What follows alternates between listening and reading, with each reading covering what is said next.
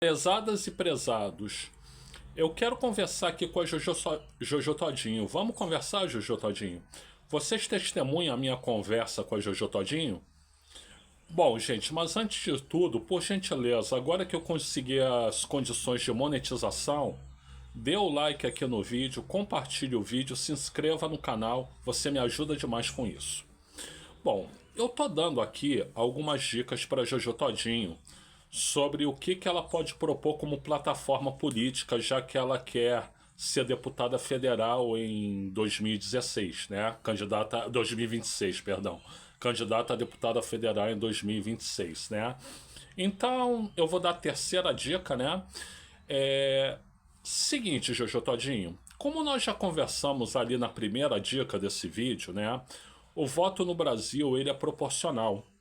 Só que o grande problema que existe é que, apesar do voto ser proporcional, a proporcionalidade dele não está certa.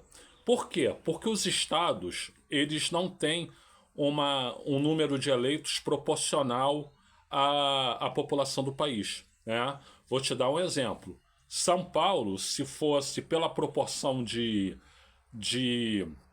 eleitores em cada estado no país, deveria ter 125 deputados, né? E São Paulo tem 70.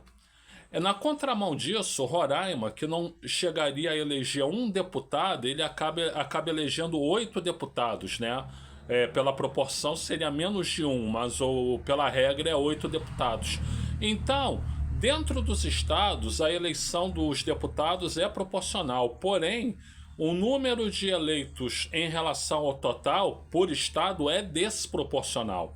Então a gente precisa pensar um método para corrigir isso, né? Qual é o método? Por exemplo, você pode dizer assim: vamos eleger 500 deputados. Aí você diz assim: 400 a gente vai escolher nos estados mesmo, né? Então, o estado que eleger menos elege 2% das 400 cadeiras. Então, 2% de 400 cadeiras são 8 cadeiras. Então, todo estado que tiver menos de 2% da população eleitoral elege 8 cadeiras, né? E as outras cadeiras que sobrarem, elas vão ser distribuídas pelos outros estados de acordo com a proporção da população eleitoral, né? Então aí a gente já matou 400 dos 500 eleitos. Agora 100 ficam por um complemento de proporcionalidade. O que é isso, né? Se o partido A teve lá entre os 400 15 eleitos, mas pela proporção ele tem 20 eleitos, então entram mais 5, né? Se o partido B ele teve lá pela proporção 20 nos estados 28 eleitos, mas na proporção ele tem que ter 35 eleitos, então entram mais 7, né? E assim por diante com todos os partidos, né? Isso, os partidos têm uma lista partidária ranqueada, né? E vão entrar dos primeiros colocados no ranking de acordo com o número de cadeiras que cada partido tiver direito, né? Com isso, a conta fecha certinho, porque se 100 a mais para completar a proporcionalidade de cada partido vai corresponder na soma ao número de cadeiras a mais que você deu para o partido, né? Se ele teve a menos lá nas 400 cadeiras que ele poderia eleger a princípio. Então, com isso, o que vai acontecer?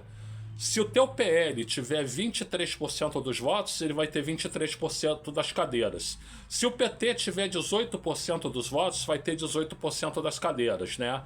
Se o PSDB continuar, digamos, né, tiver 6% dos votos, ele vai ter 6% das cadeiras. E assim você passa a ter uma bancada por partido na Câmara dos Deputados proporcional à votação que cada partido teve, né? E isso me parece algo muito necessário, mesmo imprescindível, para melhorar a qualidade da representação.